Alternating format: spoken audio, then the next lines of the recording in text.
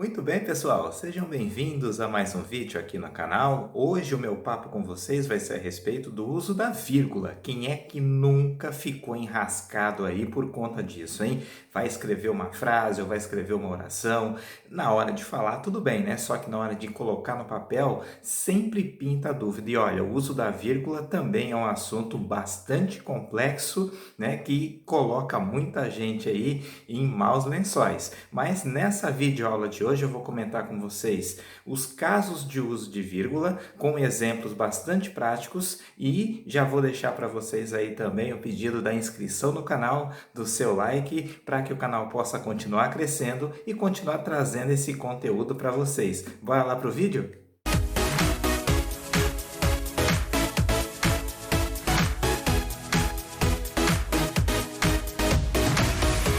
Olha, você aí já ouviu falar que a vírgula é utilizada como se fosse uma pausa para respirar na hora que você está falando, é ou não é?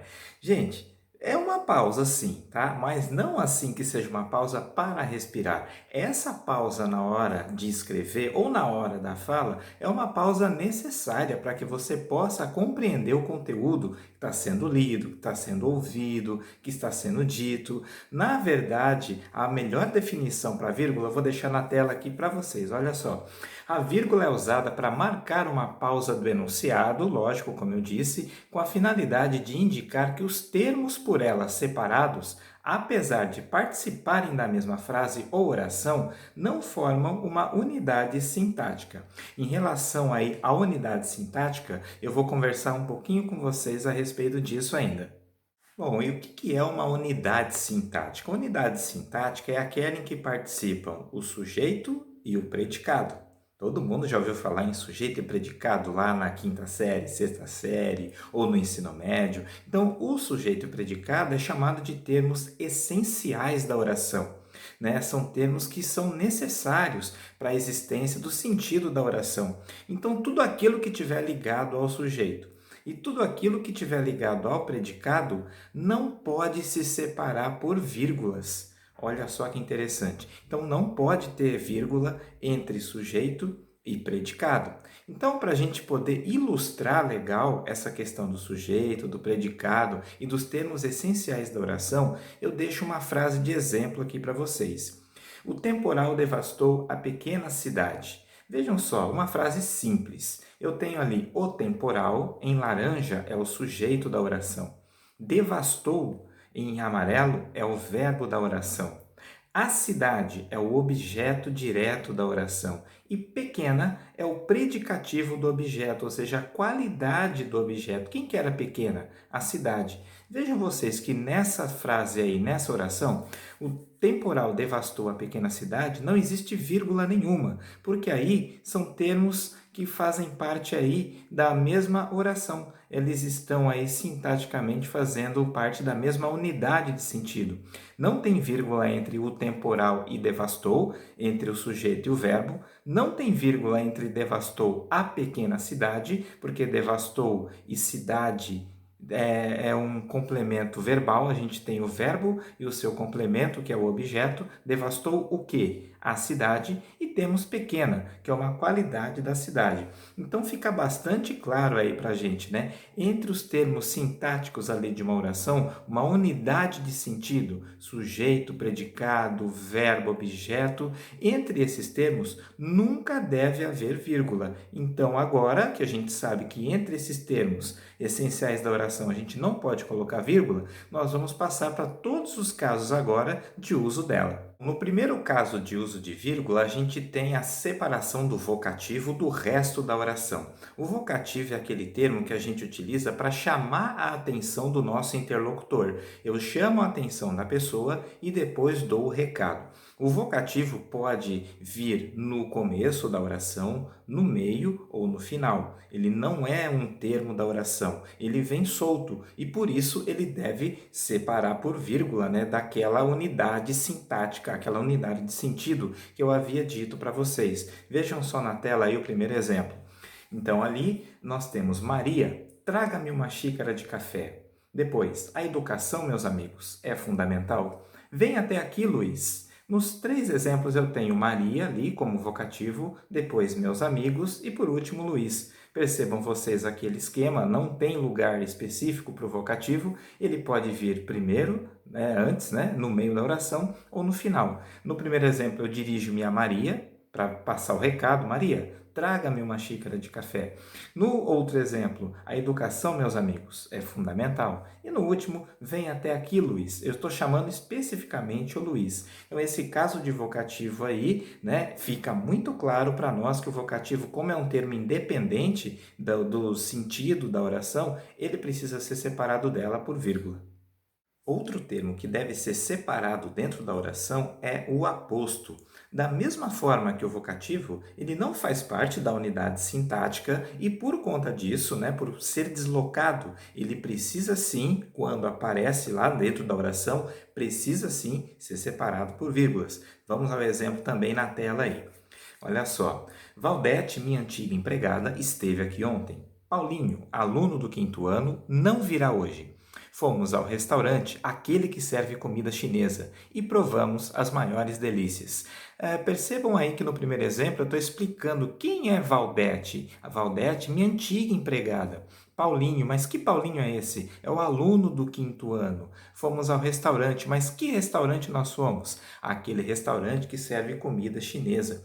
Então, o que eu percebo aí? O aposto é um termo que está ali inserido dentro da oração que serve como uma explicação, como um especificador daquele termo que veio antes. Ele separa Paulinho dos demais Paulinhos, né? Ele separa a Valdete das demais Valdetes e também separa aquele restaurante chinês dos demais restaurantes chineses. Em vez de estar ali genericamente, ele tem a função de especificar aquele termo que veio antes. Por isso, sempre entre vírgulas. Outra função bastante importante da vírgula é a separação do adjunto adverbial, que vem separado ou intercalado dentro de uma oração. E o que seria esse adjunto adverbial que vocês já estudaram também, mas com certeza pode ser que não se lembrem. O adjunto adverbial é aquela palavra que tem valor de advérbio. E lembrando, o advérbio me indica circunstâncias, pode me indicar modos, maneiras,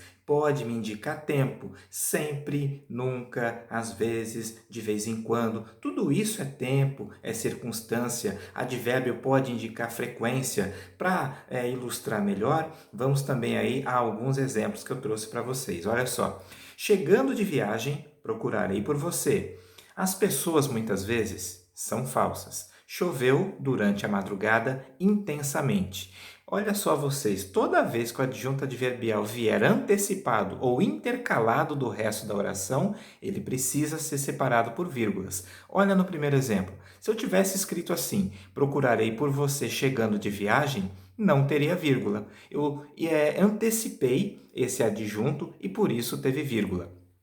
A mesma coisa vai acontecer nos demais exemplos. As pessoas muitas vezes são falsas. Se eu tivesse escrito assim, muitas vezes as pessoas são falsas, não teria vírgula. De novo, choveu intensamente durante a madrugada. Olha só, se eu tivesse escrito choveu intensamente durante a madrugada, também não teria vírgula. O que aconteceu ali? No último exemplo, o adjunto adverbial ficou intercalado. Ele ficou no meio da frase. O meio da frase não é a posição correta dele dentro da oração. Pegou o adjunto adverbial, colocou fora da posição normal dele, aquele adjunto que me indica uma circunstância de tempo, né? Uma circunstância de frequência, né? Olha só, vamos voltar a tela aqui para mostrar para vocês. Chegando de viagem é o quando. Quando que eu vou procurar por você? Quando chegar de viagem. As pessoas muitas vezes são falsas. Com que frequência elas são falsas? Muitas vezes. Choveu durante a madrugada. Quando choveu? Intensamente, durante a madrugada. O primeiro e o último me indicam o quando e o exemplo do meio me indica frequência. Então, se eu tiver isso daí, esse tipo de situação, também preciso utilizar a vírgula. Bom, o quarto caso de uso da vírgula é muito simples. Ela é utilizada também para separar elementos de uma enumeração. Quem é que nunca fez isso na escola, né? Fui à feira e comprei. tal coisa, tal coisa, tal coisa e etc, né? E aí você aprende que entre essas enumerações você acaba utilizando vírgula. Então, olha só o exemplo, só para ilustrar, né? Precisa-se de pedreiros, serventes e mestres de obras. Proteínas, carboidratos, gorduras, vegetais e açúcar são importantes para uma dieta balanceada. Então, o uso da vírgula para separar elementos de uma enumeração, eu acho que é o primeiro caso de vírgula que a gente aprende e não esquece nunca mais. Só que não é por isso que a gente não vai falar dela, né? Ela está aqui no nosso exemplo. Muitas vezes na linguagem oral, quando a gente está contando alguma coisa, você acaba errando aquilo que você disse e precisa voltar para se corrigir. Então, quando a gente faz essa pausa para fazer a correção, na fala tudo bem, mas se você tiver numa situação dessa na parte escrita, aí sim você precisa usar a vírgula. São as explicações, né? As expressões explicativas ou expressões corretivas, quando você para dar uma explicação ou fazer uma correção. Vamos a alguns exemplos aqui, né? Amanhã, ou melhor, depois de amanhã, poderemos ir. Sairemos às 9, aliás, às 10. Ele é muito estranho, ou seja, diferente do habitual. Cada estado tem sua soberania, isto é, sua autonomia perante os outros estados.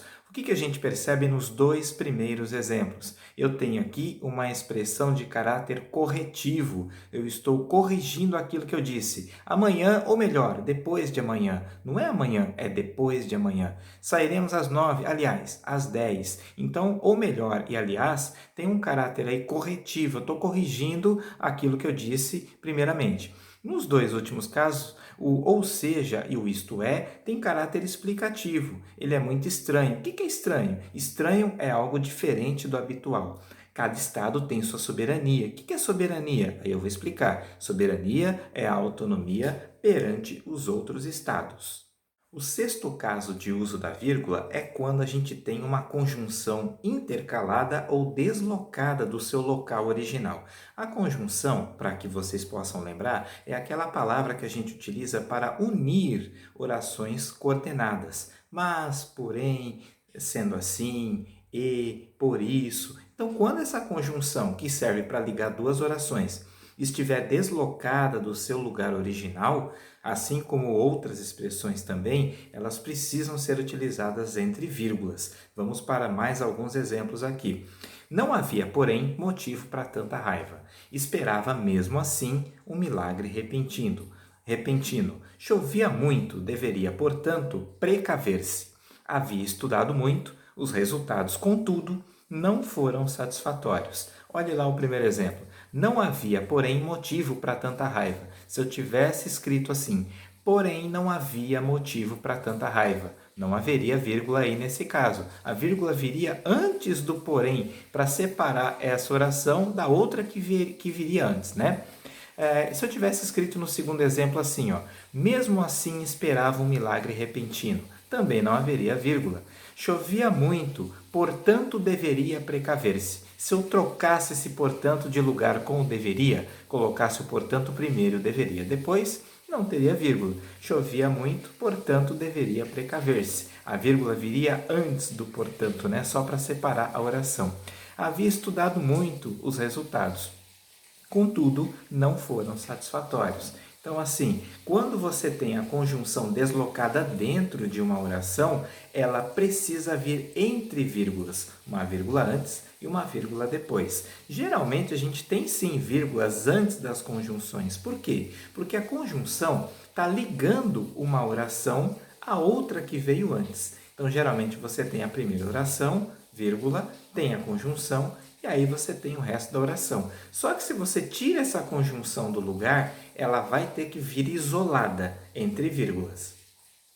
O sétimo caso de uso da vírgula é mais fácil do que aquele de separar os elementos de uma enumeração. É o caso da gente utilizar a vírgula para separar o nome do local na hora de escrever a data. Isso também a gente aprende lá, acho que desde a primeira série. Olhem só os exemplos, só para ilustrar, olha só. São Paulo, 8 de maio de 2021. Peruíbe, 7 de maio de 2021. E assim por diante. A gente sempre que vai escrever a data, você coloca o local, vírgula, separando do resto daquilo que você vai escrever. O oitavo caso do uso da vírgula, a gente vai ver que quando você tem muitas orações uma do lado da outra, né, muitas organizações, a gente pode ter as conjunções para ligar ou pode não ter nada. Quando você não tem a conjunção, esse não ter nada que eu disse é em relação à conjunção. Você vai ter que colocar o quê? A vírgula, lógico. Fica muito claro nos exemplos que eu vou mostrar para vocês agora. Olhem só. Vivia longe do céu, vivia longe do mar. Outro. O tempo passa, o tempo voa, a obra permanece. No primeiro exemplo, a gente tem aqui uma vírgula separando duas orações. Vivia longe do céu, vivia longe do mar. Eu poderia tirar essa vírgula e colocar um E, né? Vivia longe do céu e vivia longe do mar. Eu acabaria com essa vírgula aí. No outro exemplo, o tempo passa, o tempo voa, a obra permanece. Percebam vocês que eu tenho 3 blocos de oração dentro desse período aí, né? O tempo passa. O tempo é o sujeito, passa é verbo.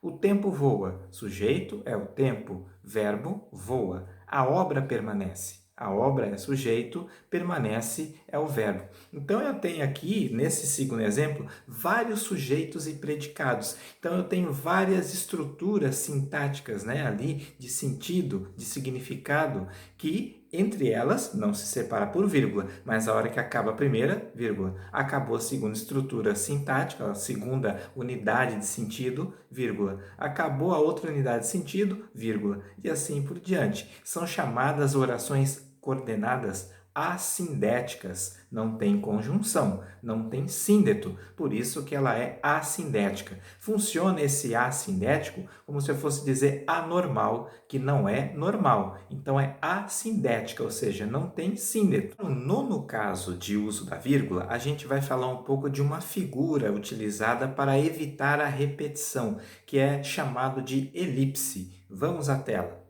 Olha só, no caso de uso da vírgula, marcar a omissão de um termo ou elipse, como eu falei para vocês, normalmente a elipse de um verbo dentro de uma oração, a fim de evitar uma repetição. Ele gosta de assistir a filmes e eu a novelas. Leio jornais todos os dias, minha namorada aos sábados. O que acontece nos dois exemplos aí? Olha só, ele gosta de assistir a filmes e eu gosto de assistir a novelas. O gosto de assistir foi eliminado. Para evitar uma repetição, o que aconteceu aí foi uma elipse, uma eliminação. O mesmo fenômeno acontece no segundo exemplo. Leio jornais todos os dias. Minha namorada lê jornais aos sábados. Então, a expressão ler jornais, nesse segundo caso aí, foi retirado em relação à elipse, né, que a gente está falando aqui. Ou seja, toda vez que você tem a elipse, a supressão de um verbo dentro da estrutura de uma oração, você teve essa eliminação, então você precisa colocar o sujeito da segunda oração entre vírgulas, porque ele está faltando ali um pedaço. Mas esse pedaço que falta não faz falta ali para você compreender a oração. Ele realmente foi tirado para não repetir o mesmo verbo que já foi mencionado antes. É uma questão aí de lógica, é uma questão de elipse, de construção lógica dentro da estrutura frasal. E para finalizar, quem é que nunca ouviu falar que antes do E nunca se usa vírgula? Pois é, a gente cresce, né, ouvindo falar essas coisas, ouvindo falar isso, mas depois que a gente começa a estudar gramática, acaba percebendo que não é bem assim.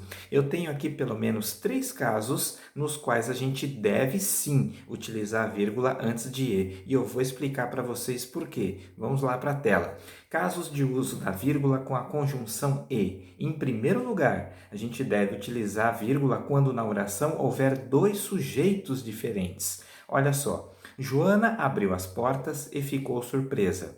Segundo, Joana abriu as portas e Pedro ficou surpreso. Qual é a diferença? Lógico, no primeiro exemplo, quem abriu as portas e ficou surpresa foi Joana. O verbo abrir e o verbo ficar referem-se ao mesmo sujeito. Agora, no segundo caso, o verbo abrir e o verbo ficar não se referem ao mesmo sujeito. Quem abriu as portas foi Joana. Quem ficou surpreso foi Pedro. Por isso que a gente tem aquela vírgula ali antes do e Pedro. São 2 sujeitos diferentes. No segundo exemplo, segundo caso de uso de vírgula obrigatório antes do E. quando houver repetição para enfatizar o enunciado. A menina chora e pula e grita e sacode de tanta raiva. Vejam que essa repetição do e serve apenas para enfatizar o enunciado, né? Deixar mais forte o recado. A menina chora e pula e grita e sacode, ou seja, faz muitas coisas. Então, para essa enumeração com e, a gente precisa sim utilizar vírgulas, porque aí você tem um enunciado que está enfatizando muito as ações da menina. E o último caso de uso de vírgula antes da conjunção e, quando esse e tiver um valor de semântico, um valor de sentido de mas ou um sentido de por isso, ou seja, quando esse e não tiver o valor de soma, esse e, né, comprei batatas e cenoura e alface e tomate, vejam assim, quando eu digo isso, esse e tem um valor de somatória, somando todas as coisas que eu comprei. Mas quando esse e não tem valor de mais, né? Esse valor de soma, ele tiver o valor semântico de mas, porém, ou tiver o valor semântico de por isso, para uma explicação, eu vou ter que utilizar uma vírgula antes dele. Olhem só os dois exemplos para fechar. Estudou muito e ainda não passou no vestibular. Quer dizer, estudou muito, porém, mas, contudo, todavia, ainda não passou no vestibular. É um e com valor de mas. Embriagou-se e não conseguiu voltar dirigindo. Ou seja, embriagou-se, por isso não conseguiu voltar dirigindo. É um e com valor aí de explicação. E assim a gente termina mais uma videoaula aqui no canal. Dúvidas? Deixem aí nos comentários ou então, se vocês quiserem, baixem o material, voltem, pausem, façam as anotações, assim como eu sempre falo nos meus vídeos, ok? Um abraço para vocês e até a próxima. Tchau, tchau!